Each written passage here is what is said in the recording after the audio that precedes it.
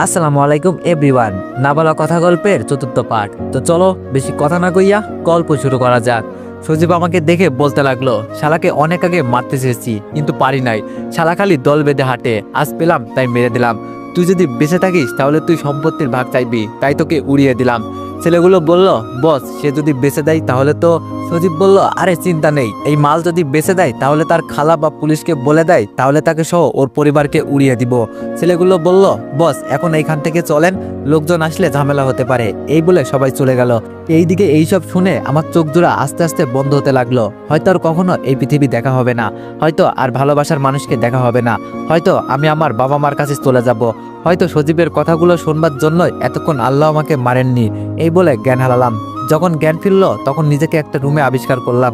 চোখ মেলে দেখতে লাগলাম এবং বুঝতে পারলাম এটা হাসপাতাল।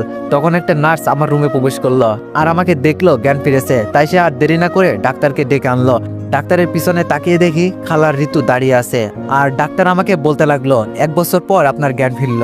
আমি বললাম, ডাক্তার আপনি এসব কি বলছেন? ডাক্তার বলল, আমি ঠিক বলতেছি, আপনার মাথায় আঘাত বেশি জোরে লাগার কারণে আপনি কোমায় চলে যান। আচ্ছা আপনি এখন মোটামুটি ঠিক আছেন, কারণ আপনার শরীরে যে আঘাত ছিল তা এখন 1 বছরে সেরে গেছে। এই বলে ডাক্তার কিছু চেকিং করে চলে গেল। হঠাৎ খালা কান্না করে এসে বলতে লাগলো, বাবা তোর এইসব কিভাবে হলো? আমি যখন খালাকে বলতে যাব তখন সজীবের কথা মনে পড়ে গেল, তাই আর বললাম না। আরে খালা, রাস্তা পার হওয়ার সময় গাড়ি খেয়াল করিনি। খালা বলল, বাবা এখন থেকে ভালোভাবে চলাফেরা করবি। আমি বললাম, আচ্ছা খালা, আমার অ্যাক্সিডেন্টের কথা তোমরা জানলা কিভাবে? খালা বলল, তুই আসতে দেরি হওয়ার কারণে ফোনে অনেক কল দিলাম। কিছুক্ষণ কল দেওয়ার পর একজন ধরে বলল, তুই অ্যাক্সিডেন্ট করেছিস এবং এই হাসপাতালে আসিস। আমি বললাম, ও। খালা বলল, আচ্ছা তুই একটু আরাম কর, আমি তোর ডিসচার্জ নিয়ে আসি কেমন? এই বলে খালা চলে গেল। তখন ঋতু এসে বলতে লাগলো, তুই কি দিয়ে তৈরি রে বলতো? এত মারাত্মক অ্যাক্সিডেন্ট হওয়ার পরও বেঁচে গেলি, মানতে হবে কই মাছের প্রান্তর। আমি বললাম, কি করব বলেন, আল্লাহ চাইছে তাই বেঁচে গেলাম। আরও ঋতু অনেক অপমান করলো। খালা আমার ডিসচার্জ করে বাসায় নিয়ে আসলো। কিছুদিন পর ভালো হয়ে আমি আবার পড়াশোনা শুরু করলাম। যেহেতু 1 বছর পিছিয়ে গেলাম তাতে কোনো সমস্যা নেই, এই বলে অতীত শেষ করলাম। আমার অতীত শুনে আবিরের চোখে পানি দেখলাম। আমি বললাম, কি রে তোর চোখে পানি কেন? আবির বলল, তোর কষ্টের কাহিনী শুনে ভাই। আমি বললাম, আচ্ছা বাদ দে, সেগুলো হচ্ছে তার মনে রাখতে চাই না, চল বাসায় যাই, টাইম অনেক হলো। আর ওইদিকে সাইদ মনে হয় অপেক্ষা করছে। এই বলে আমি আবিরকে বিদায় দিয়ে সাইদকে আনতে গেলাম। অন্যদিকে আবির বাসায় যাওয়ার পথে রুহি তার পথ আটকে বলতে লাগলো, প্লিজ আবির তোমার বন্ধুকে বলো আমার বন্ধু বানাতে। আবির বলল, তার মনে হয় হবে না। রুহি বলল, কেন? আবির বলল, তাহলে শোনো। এই বলে রুহিকে সব বলল। এই কারণ। রুহি মন খারাপ করে বলল, ও আচ্ছা বাই, কাল দেখা হবে কলেজে। এই বলে রুহি চলে গেল। বাড়িতে এসে রুহি রুমে শুয়ে একটা কথা শুনে মন খারাপ হয়ে গেল। আচ্ছা অনেক কি তানাকে এখনো ভালোবাসে? আরো অনেক কিছু চিন্তা করে। ওয়ানেক্স হচ্ছে সবচেয়ে বিশ্বস্ত বুকমেকার, যা পিএইচডি এবং সিরিয়া অ্যাপের অফিসিয়াল পার্টনার। 22 মার্চ থেকে ইন্ডিয়ান প্রিমিয়ার লিগ শুরু হতে চলেছে এবং এটি সবচেয়ে বড় সুযোগ আপনার প্রিয় দলকে সমর্থন করার। এই অ্যাপসে আপনি cricket, football, tennis live match দেখতে এবং তাদের স্কোর ভবিষ্যৎবাণী করে সহজেই অর্থ উপার্জন করতে পারবেন। সেই সাথে BMW গাড়ি, আইফোন, ল্যাপটপ এবং আরও অনেক নগদ পুরস্কার জেতারও সুযোগ রয়েছে। এই অ্যাপটিতে আপনি crush crystal, under and over 21 ইত্যাদি গেম খেলে সহজেই আয় করতে পারবেন। আপনি বিকাশ, নগদ, রকেট ব্যাংক, ক্রিপ্টো, পেপল এবং অন্যান্য সহজ পদ্ধতির মাধ্যমে সহজেই আপনার জেতা টাকা তুলতে পারবেন। এখানে আপনি 24 ঘন্টায় 7 দিন গ্রাহক সহায়তা পাবেন। তাই এখনই পিন কমেন্টের লিঙ্ক ব্যবহার করে রেজিস্ট্রেশন করুন অথবা গুগলে ওয়ানেক্স সার্চ লিখে রেজিস্ট্রেশন করুন। আর হ্যাঁ, রেজিস্ট্রেশনের সময় আমার প্রোমো কোড VODA7 ব্যবহার করে প্রথমবার ডিপোজিটে 20,000 টাকা পর্যন্ত পান। পরক্ষণই রুহির মন ভালো হয়ে গেল, কারণ তানহার অপমানের কারণে হয়তো অনেক তানাকে ভুলে গিয়েছে। আচ্ছা আমি কি অনেককে ভালোবেসে ফেলেছি? না না, তা কেন হবে? তাকে তো আমি ফ্রেন্ড বানাতে চাইছি, তার বেশি না। আরও অনেক কিছু চিন্তা করতে লাগলো। অন্যদিকে আমি প্রতিদিনের মতো আজকে টিউশনি সব করে সাইদকে নিয়ে কিছুক্ষণ পরে নামাজ পড়ি, আবার কিছুক্ষণ পড়ি। খাবার খেয়ে সাইদকে নিয়ে ঘুম পাড়িয়ে দিয়ে আমি ফ্রিল্যান্সিং করতে বসলাম। এই ইনকাম আমি জমিয়ে রাখি, কারণ টাকাগুলো দিয়ে একটা ব্যবসা করব। আমার যাবতীয় খরচ সব টিউশনি দিয়েই চলে যাবে। রাতে কাজ শেষ করে সকালে রুটিন মতো কাজ শেষ করে কলেজে গেলাম। গিয়ে দেখলাম কেউ আসেনি, তাই গাছের নিচে বসে পড়তে লাগলাম। হঠাৎ একটা মেয়ে কণ্ঠে বলতে লাগলো, ভাইয়া আসসালামু আলাইকুম। আমি বললাম, ওয়ালাইকুম আসসালাম। আপনি কে? আপনাকে চিনতে পারলাম না তো। মেয়েটি বলল, ভাইয়া আমাকে চিনবেন না, আমি ইন্টার প্রথম বর্ষের। আসলে আমার একটা সমস্যা হয়েছে। আমি বললাম, কি সমস্যা? মেয়েটি বলল, ভাইয়া আমার আজ আইসিটি ক্লাসে পরীক্ষা আর আমি লজিক গেট একটু আটকে গেছি। আর একজন থেকে শুনলাম আপনি আইসিটিতে ভালো পারেন, প্লিজ একটু সাহায্য করেন। আমি বললাম, আচ্ছা দাও, কোথায় সমস্যা দেখাও। মেয়েটা আমাকে দেখাতে লাগলো, কথায় কথায় সমস্যার আমি সমাধান করে দিয়ে বললাম, এখন আপনি আসতে পারেন। মেয়েটি বলতে লাগলো, আচ্ছা ভাইয়া আপনার নাম কি? আমি বললাম, অনিক। আপনার নাম কি? মেয়েটি বলল, মিতু। আচ্ছা ভাইয়া আপনি তো আমার বড়, তাই আমাকে তুমি করে বলিয়েন কেমন? এটা বলতে দেরি কোথা থেকে রুই এসে মেয়েটিকে বলতে লাগলো, কেন তোকে সে তুমি করে বলবে? মিতু বলল, আমি ছোট তাই। রুই বলল, ওই আমার মাথা গরম হওয়ার আগে এখান থেকে যাবি নাকি থাপ্পড় খাবি? মিতু বলল, কেন আমি যাব? আমি ভাইয়ার কাছে আসছি, তাই ভাইয়া বললে যাব। এই কথা রুই শুনে তার দিকে তাকালাম, দেখতে লাগলাম তার চোখ লালে লাল হয়ে গেছে। আমি অবস্থা বেগতি দেখে তাড়াতাড়ি তাকে বলতে লাগলাম, মিতু এইখান থেকে যাও। আমার কথা শুনে মিতু চলে গেল। এইদিকে আমি আস্তে করে যখন চলে যাব তখন পেছন থেকে আমার কলার ধরে রুই বলতে লাগলো, কোথায় যাও চান্দু? আমি বললাম, কই কোথাও তো না, ক্লাসে যাচ্ছি। রুই বলল, এখনো ক্লাসের টাইম হয়নি, সো এখানে বসো। আমি তার রাগ দেখে বসে পড়লাম, না জানি কি করে ফেলে। আর মনে মনে বলতে লাগলাম, হারামি আবিরাজ এখনো আসলি না। রুই বলল, তা আপনি আমাকে বন্ধু বানাবেন না, আর এইদিকে মেয়েদের সাথে লুতুপুতু করেন? আমি বললাম, আমি কোনো মেয়ের সাথে লুতুপুতু করিনি। তো গায়েস, আপনারা কে কোন জায়গা থেকে ভিডিওটি দেখছেন সবাই একটু কমেন্টে জানাবেন তো। রুই বলল, তাহলে ওই মেয়ের সাথে এত সুন্দর করে কথা বলছেন কেন? আমি বললাম, সে আমার কাছে পড়া বুঝতে আসছিল, তাই সুন্দর করে কথা বললাম। রুই বলল, আচ্ছা ভালো, তবে আর যেন কোনো মেয়ের সাথে কথা বলতে না দেখি, কেমন? আমি চুপ করে রইলাম। রুই বলল, কি হলো, জবাব দিচ্ছ না কেন? আমি তাও চুপ করে রইলাম। রুই বলল, কথা বলবি না অন্য কিছু করমু? কি হলো, জবাব দে। আমি বললাম, তুমি বললা না এই মাত্র যেন কোনো মেয়ের সাথে কথা না বলতে, তাই বললাম না। রুই বলল, আমি অন্য মেয়েদের কথা বলছি, আমার কথা না। আমি বললাম, তা বললে পারতে না, না বলে কোনো মেয়ের কথা বলছো? রুই বলল, ও সরি, এখন বল আমি তোর ফ্রেন্ড হতে পারি? আমি বললাম, না, আমার কোনো ফ্রেন্ড লাগবে না, একজন আছে এই যথেষ্ট। এই বলে যখন উঠতে যাব তখন রুই বলল, অনেক হয়েছে আন্না, ভাবছিলাম তোকে ভালোভাবে বন্ধু বানিয়ে তারপর আস্তে আস্তে নিজের করে নিব, কিন্তু তার হলো কই। এই শোন, আমি তোকে যা বলছি মন দিয়ে শোন। তুই যদি আমার কথায় রাজি না হোস তাহলে এক্ষুনি আমি নিজের হাত কেটে ফেলবো, একটা ব্লেড হাতে নিয়ে। আমি বললাম, দেখো রুই, এরকম পাগলামি করিও না, ব্লেড হাত থেকে ফেলে দাও। রুই বলল, না, তোর কোনো কথাই আমি শুনবো না, আগে বল আমি যা বলবো তাতে তুই রাজি থাকবি, না হলে কিন্তু। আমি বললাম, আচ্ছা কি বলবা বলো, তাও এরকম পাগলামি করিও না। রুই বলল, দেখ, তোকে আমি আগে পছন্দ করতাম না, তবে যেই দিন আবির তোর কথা আমাকে বলল সেই দিন থেকে আমি তোকে ফলো করি। দেখলাম তুই সবাইকে সাহায্য, সবার সাথে ভালো ব্যবহার, এইসব দেখে আমি তোকে ভালোবেসে ফেলেছি। প্লিজ আমাকে ফিরিয়ে দিস না, না হলে তোর সামনে আমি নিজেকে মেরে ফেলবো। আমি রুহির কথা শুনে অবাক হলাম। তারপর রুহিকে বলতে লাগলাম, দেখো তুমি কোথায় আমি কোথায়, তোমার সাথে আমার যায় না। আমার নাই কোথাও থাকার জায়গা, নাই ভালো চাকরি, তোমাকে আমি কেমনে রাখবো? তার চেয়ে তুমি এই পাগলামি ছেড়ে দাও, আর আমার চেয়ে ভালো কাউকে পাবা, আমি তোমার যোগ্য না। রুহি বলল, দেখ, আমি তোর কাছ থেকে জ্ঞান শুনতে আসিনি, তুই রাজি কিনা তাই বল, না হলে দিলাম। আমি অবস্থা সামাল দিতে বললাম, দেখো আমার সময় দাও, আমি ভেবে বলবো। রুহি বলল, নে, সময় দিলাম 10 মিনিট, এর বেশি হলে হাত কাটবো। আমি বললাম, কি, মাত্র 10 মিনিট? রুহি বলল, আর কোনো কথা নাই, না হলে কিন্তু। আমি বললাম, আচ্ছা আচ্ছা তুমি থামো, আসলে কলেজের পেছনে আমরা এইখানে বসতে ভালো লাগে, তাই তার এই কাজগুলো কেউ দেখছে না, না হলে এখানে মানুষের ভিড় লেগে যেত। আমি কিছুক্ষণ ভাবতেছি, মেয়েটা আবেগের ঘরে বলতেছে, তাই আমি এখন রাজি হয়ে যাই, কিছুদিন পরে ঠিক হয়ে যাবে। এগুলো ভাবতেছি তখন রুহি বলতে লাগলো, ওই তোর হলো? উত্তর কিন্তু হ্যাঁ চাই। আমি বললাম, আমি রাজি। এই বলতে দেরি রুহি আমাকে জড়িয়ে ধরে গালে কিস করে দিতে দেরি করেনি। আমি লজ্জায় কোথায় মুখ লাগাবো জায়গা পাচ্ছি না, এই প্রথম কোনো মেয়ে আমাকে কিস করলো। আমি বললাম, এটা কি হলো? রুহি লজ্জা পেয়ে বলল, কেন, তোমাকে আদর করলাম আর কি।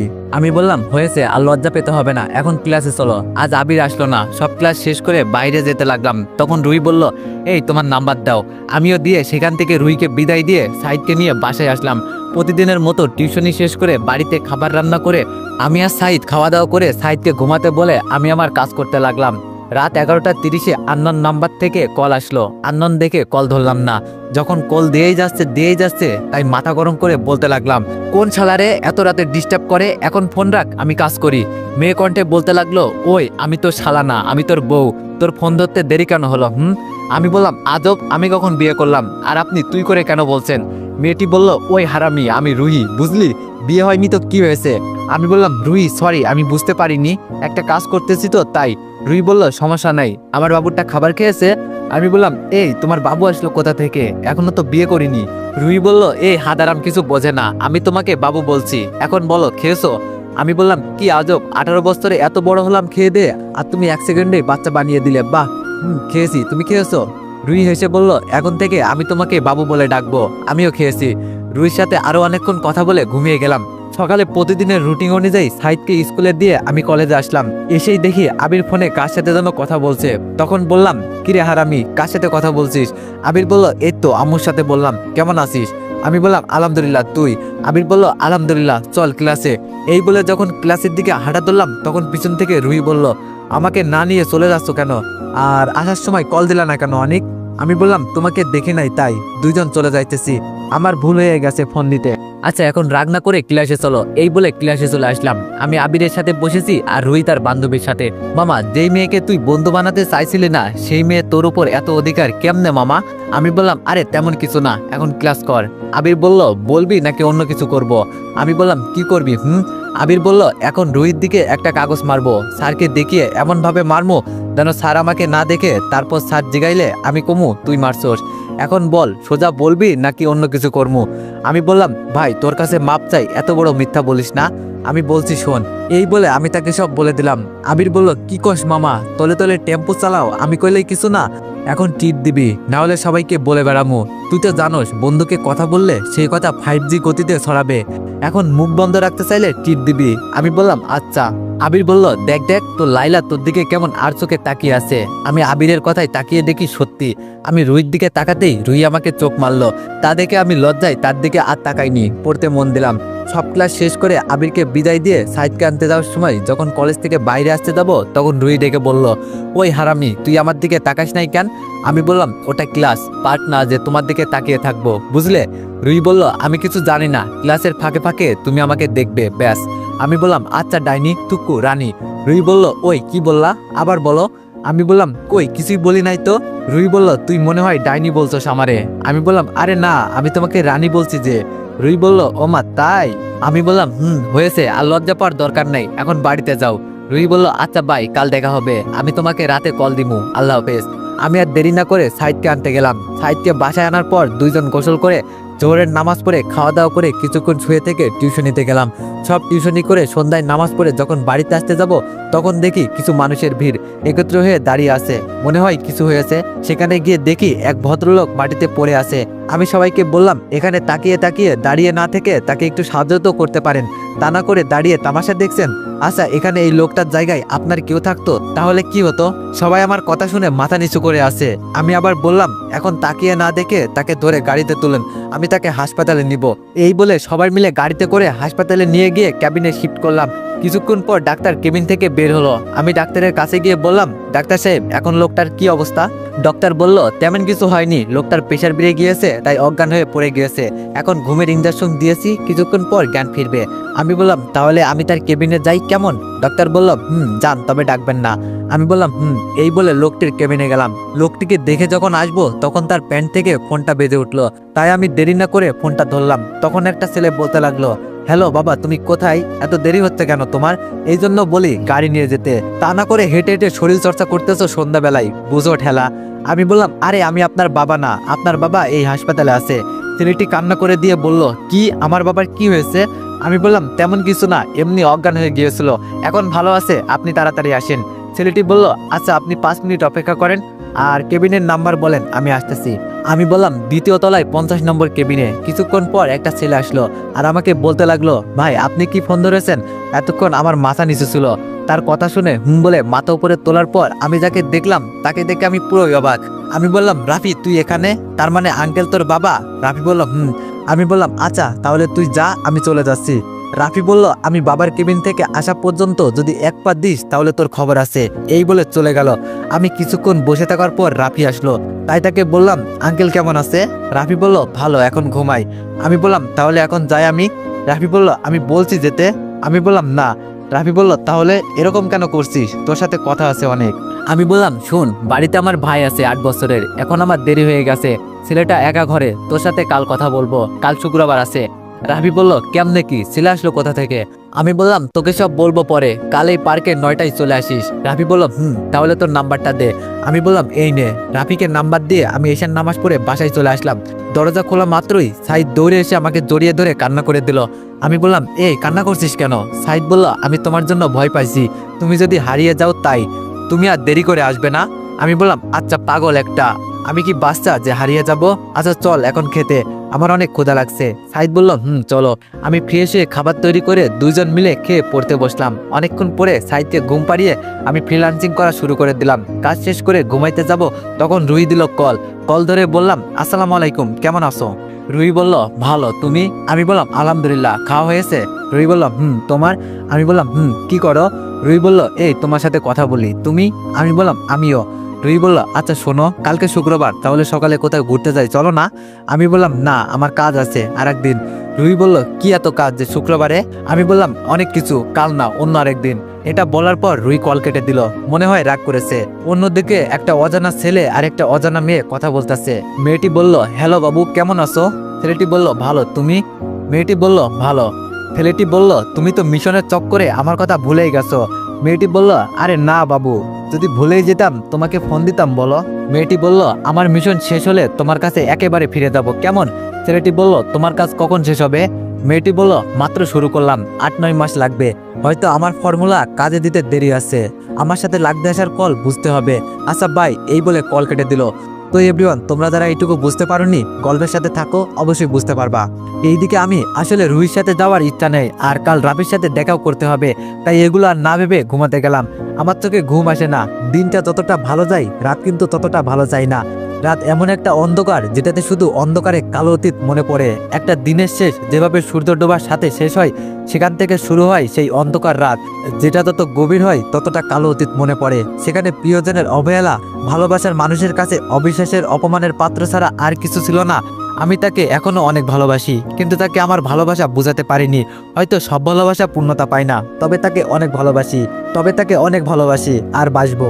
এগুলো ভাবতে ভাবতে ঘুমিয়ে গেলাম। সকালে ফজরের নামাজ পড়ে কিছুক্ষণ ঘোরাঘুরি করে বাসায় এসে খাবার তৈরি করে সাইদকে নিয়ে খাবার খেয়ে একটু দুইজন গল্প করতে করতে 8:45 হয়ে গেল।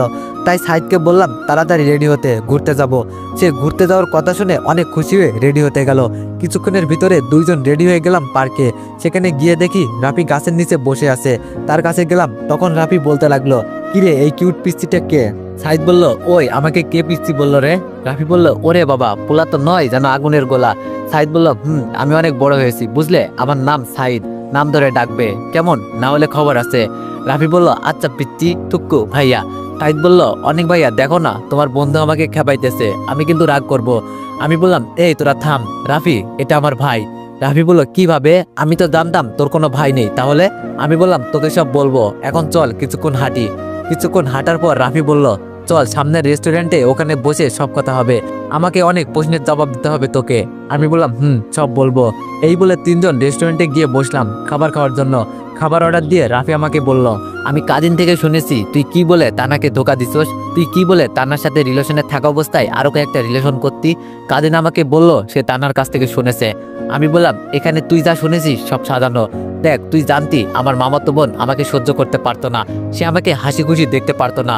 রাফি বলল, এখানে ঋতু কি করলো? আমি বললাম, বলছি। তারপর তাকে সব বললাম। এইসব বলার পর সাইদ আর রাফির দিকে তাকিয়ে দেখি চোখে পানি। সাইদ বলল, ভাইয়া, তোমার জীবনে এত কষ্ট আর তুমি এত হাসি খুশি থাকো। আর রাফি বলল, আমার তোর উপর বিশ্বাস ছিল, একথা শুনে তোকে অনেক ফোন করেছিলাম, তবে তোর ফোন বন্ধ ছিল, তাই তোর সাথে যোগাযোগ করতে পারিনি। অনেক চেষ্টা করেছি, কিন্তু সজীব এটা করবে ভাবতে পারিনি। আমি বললাম, আমি ভাবছিলাম কখনো তাদের কাছে যাব না সম্পত্তির ভাগ চাইতে, কিন্তু এখন আমি ভাবছি তাদের বাড়ি ছাড়া করবো একদিন, তা খুব তাড়াতাড়ি। আচ্ছা বাদ দে, এখন খাবার এসেছে, খাবার খা। এই বলে সবাই খাবার খেতে লাগলাম। খাবার খেয়ে বিল দিয়ে আবার হাঁটতে লাগলাম। তখন রাফি বলল, আচ্ছা তুই কি এখনো তানাকে ভালোবাসিস? আমি বললাম, হয়তো বাসতাম, তবে তার বলা শেষ কথা আমাকে এখনো ভাবাই, আদৌ সে কি আমাকে ভালোবাসতো? রাফি বলল, আচ্ছা সে যদি আসতে চাই তাহলে কি করবি? আমি বললাম, সেটা সময় বলে দিবে। রাফি বলল, আচ্ছা তুই তোর অফিসে কখন বসবি আর কত? ম্যানেজার কাকা সামলাবে, ও তো বুড়ো হয়ে গেছে, এখন তো তাকে বিশ্রাম দে। আমি মুচকে হাসি দিয়ে বললাম, বসবো, সময় হলে বসবো, এখন মাঝে মাঝে গিয়ে দেখে আসি শুধু। আর 2 মাস পর ফাইনাল পরীক্ষা, তারপর এমনি প্রতিদিন যাব, তবে সময় এলে নিজেকে প্রকাশ করব। তো গায়েস, আপনাদের সবকিছুই বলা হবে। রাফি বলল, সেটা তোর ইচ্ছা। সাইদ বলল, ভাইয়া এটা কি শুনলাম আমি? আমি বললাম, আরে না, এটা এমনি, আমার সাথেও দুষ্টামি করছে তোমার ভাই। সাইদ বলল, ও। রাফি বলল, বাবু। সাইদ বলল, ভাইয়া তোমাকে বলছি না আমাকে বাচ্চা বাবু না ডাকতে, দাও, তোমার সাথে কথা নাই। রাফি বলল, আরে আরে, আমার বড় ভাইটা দেখছি রাগ করছে, আচ্ছা আর ডাকবো না, এখন আমার সাথে কথা বলো। সাইদ বলল, না বলবো না, তুমি পচা। রাফি বলল, আচ্ছা কি করলে আমার ভাই আমার সাথে কথা বলবে? সাইদ বলল, কান ধরে সরি বলো, তারপরে দেখা যাবে। রাফি বলল, এটা না করলে হয় না? সাইদ বলল, না, করতেই হবে। রাফি বলল, আচ্ছা বাবা, এই কান ধরলাম, এই সরি বললাম, এখন তো মাফ করো আমাকে। সাইদ বলল, আচ্ছা মাফ করে দিলাম, আর আমাকে বাচ্চা বাবু ডাকবা না। রাফি বলল, না রে ভাই, আর বলবো না, আমার ভুল হয়ে গেছে। আমি বললাম, আচ্ছা তোরা কি এখানে একেবারে চলে আসলি নাকি? রাফি বলল, কিন্তু আমি এখনো না, অনার্স প্রথম বর্ষ শেষ করে আসবো, এখন চলে যাব। আমি বললাম, ও। রাফি বলল, তুই তাহলে এখন কি করিস? আমি বললাম, এখন 3টা টিউশনি করাই আর ফ্রিল্যান্সিং করি। ফ্রিল্যান্সিং বললে ভুল হবে, এটা আমি অফিসের কাজ করি। রাফি বলল, ও তাহলে সাহিত্য ঘরে একা থাকে তাই না? আমি বললাম, রাফি বলল, আচ্ছা তোকে একটা বুদ্ধি দিই, শোন। তুই সারাদিন বাইরে থাকোস, তাই বলছি তুই যখন বাইরে থাকোস তখন সাহিদকে আমাদের এতিমখানাতে রেখে আসবি, আবার তোর কাজ শেষ হলে নিয়ে আসবি। দেখ, ওখানে বাচ্চাদের সাথে খেলাধুলা করলে তার মন ভালো থাকবে। আমি বললাম, রাফি তুই কিন্তু কথাটা খারাপ বলিসনি, আমি আজ বিকালে নিয়ে তাদের সাথে পরিচয় করিয়ে দিব তোদের এতিমখানায় গিয়ে। এখানে রাফি আমাকে অনেকবার নিয়ে গিয়েছিল, তাই সমস্যা হবে না। আরো অনেকক্ষণ হাঁটাহাঁটি করার পর রাফিকে বিদায় দিয়ে আমরা দুইজন বাসায় এসে গোসল করে নামাজ পড়তে গেলাম। জুমার নামাজ পড়ে দুই ভাই একটা রেস্টুরেন্টে গিয়ে খাবার খেয়ে এতিমখানাতে চলে গেলাম। সেখানে সবার সাথে সাইদকে পরিচয় করিয়ে তাকে সেইখানে রেখে আসলাম। আসার পথে ভাবতেছি, রুইকে তো কখনো ভালোবাসতে পারবো না, শুধু শুধু তাকে আমার প্রতি আসক্ত করে তাকে ধোঁকা দিতে পারবো না। তার চেয়ে বরং এখন তাকে সব বুঝিয়ে বলে দিই, তাতে আমার ভালো হবে। এই বলে রুহিকে ফোন দিলাম, সে সাথে সাথে রিসিভ করলো। আমি বললাম, হ্যালো রুহি, কোথায় তুমি? রুহি বলল, আমি তো বাসায়। কেন? আমি বললাম, তাহলে এই পার্কে চলে আসো, তোমার সাথে জরুরি কথা আছে। রুহি বলল, আর সূর্য কোন দিকে উঠলো যে তার নাকি আবার জরুরি কথা? আমি বললাম, এত কথা না বাড়িয়ে চলে আসো। রুহি বলল, আচ্ছা, তবে রাতে বললা যে তোমার কাজ আছে। আমি বললাম, কাজ শেষ, এখন তুমি আসো। এই বলে ফোন কেটে দিলাম। কিছুক্ষণ পর আমি পার্কে গেলাম, সেখানে গিয়ে দেখি রুহি একটা গাছের নিচে বসে আছে। আমি দেখে অবাক হলেও কিছু বললাম না। আমি রুহির কাছে গিয়ে বললাম, কেমন আছো? রুহি বলল, ভালো, তুমি? আমি বললাম, আলহামদুলিল্লাহ। আচ্ছা, যেটার জন্য তোমাকে ডাকলাম। রুহি খুশি মনে বললাম, বলো। আমি বললাম, আগে আমাকে ওয়াদা করো কিছু উল্টোপাল্টা করবা না। রুহি বলল, কি এমন কথা যে শুনে আমি খারাপ কিছু করব? আমি বললাম, আগে ওয়াদা করো, আমি বলতেছি। রুহি বলল, আচ্ছা করলাম, এখন বলো। আমি বললাম, দেখো রুহি, তুমি হয়তো জানো না আমি আগে একজনকে ভালোবাসতাম। রুহি বলল, আমি জানি, আবির বলেছিল। আমি বললাম, ও তাহলে ভালো। এখন সোজা কথায় আসি, দেখো তুমি আমার চেয়ে ভালো কাউকে পাবা। তুমি যদি আমাকে ভালোবেসে কাছে পাও তাহলে আমি তোমাকে কখনোই ভালোবাসতে পারবো না। দেখো, আমার কোনো ভবিষ্যৎ নেই, কিন্তু তোমার আছে, তাই বলছি আমাকে তুমি ভুলে যাও। রুহি কান্না করতে করতে বলল, দেখো তোমার চেয়ে ভালো লাগবে না, তুমি হলেই চলবে।